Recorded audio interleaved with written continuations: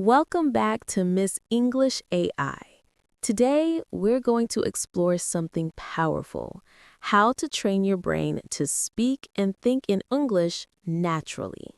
Not by memorizing words, not by studying grammar, but by teaching your mind to feel, react, and live in English. So, take a deep breath. Let's begin. Ina, have you ever wondered why sometimes, even when you know the right English words, they just don't come out when you need them most? All the time. It's like my brain freezes. I know the words, but when I try to speak, they hide somewhere. Exactly. That's because your brain hasn't yet learned to think in English. You're still translating, sentence by sentence, from your native language. So, I'm not really speaking English, I'm just translating it. That's right. And that's why it feels heavy, slow, unnatural. The secret isn't more vocabulary.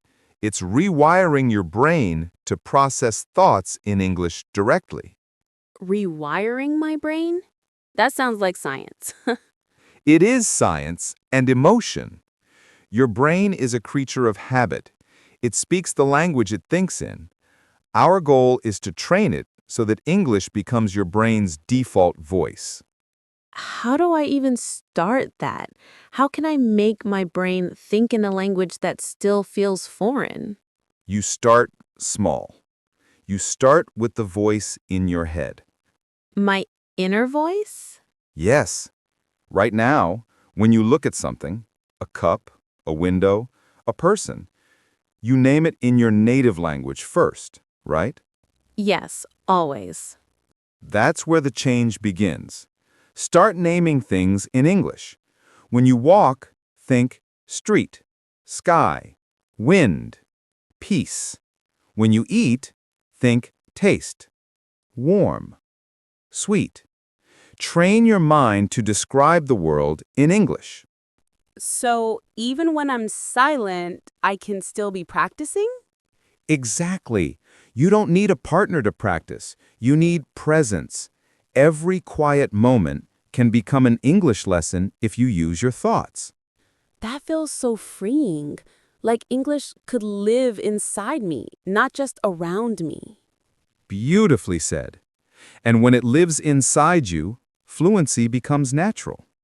But sometimes my mind just switches back to my native language. I can't stop it. That's normal. The brain resists change. It prefers comfort. But you can train it with repetition, the same way you trained it to walk, write, or even dream. Dream in English? I don't think I've ever done that. It'll happen. One day, you'll wake up and realize your dream had English voices in it. That's when your brain finally accepts English as home. That sounds magical. It's not magic. It's consistency. Every time you think in English, even one word, your brain builds new pathways. So every small thought matters. Everyone. Think of it like watering a plant. You don't see the growth every day, but beneath the soil, roots are expanding. I love that. So even if I only say, I'm hungry or it's cold, it still counts? It counts more than you know. You're not just learning words, you're teaching your brain to feel English. Feel English. That sounds poetic. It is. Every language has a rhythm, a texture, a soul. English has one too, but you can't hear it if you only translate. You feel it when you stop thinking about English and start thinking in it. That's beautiful. But what if I make mistakes while thinking in English? Then you're doing it right. Mistakes mean your brain is learning. Fluency isn't about perfection. It's about flow. Flow. Yes, when your thoughts flow in English, your words follow naturally. So it's not about memorizing, it's about trusting the flow. Exactly. Stop chasing words. chase meaning. That's hard sometimes, especially when I'm nervous or afraid of sounding silly. Fear is the mind's translation of doubt. When you think in English, you bypass that fear. You stop worrying about how to say something and start feeling what you mean. Feeling instead of forming. Perfect way to put it. So, how do I train my brain exactly? You said it's about rewiring, but what's the daily practice? There are 3 simple stages. First, input. Listen to English every day. Not as a student, but as a listener. Don't analyze, don't translate. Just let the rhythm enter your mind. Listen without translating. Okay. Second, imitation. Choose a short clip, maybe a movie line, a podcast, even a dialogue. Repeat it out loud. Copy not just the words, but the emotion. Like acting? Exactly. Think of it as emotional imitation. You're not just repeating sounds, you're training your emotional brain to match English tone. That sounds fun. And the third step? Third, inner voice practice. Every day, talk to yourself in English for 5 minutes. No one needs to hear. It's just you and your thoughts. So, I'll basically be talking to myself? Yes, but it's the smartest conversation you'll ever have. I like that. Over time, you'll notice your brain stops translating and starts thinking. That's when you've truly trained it. It's like teaching my brain a new way to breathe. Exactly. Breath is natural. Thought can be too. But, Paul, why does the brain resist thinking in English at first?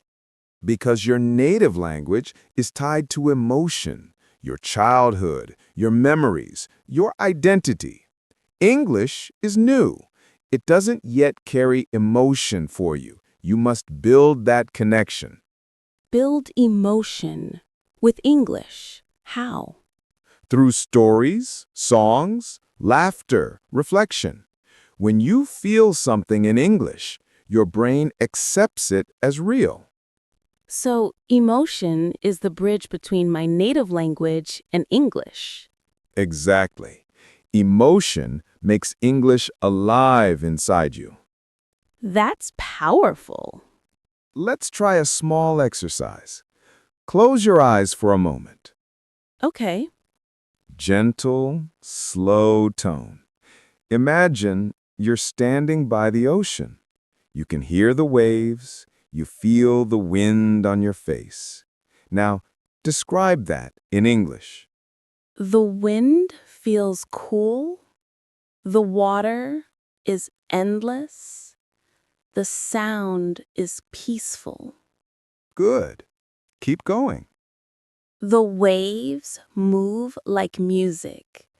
I feel calm, free. That's it. That's your brain thinking in English. No translation, no fear, just connection. That felt different, like I wasn't trying. That's what fluency feels like. Effortless connection.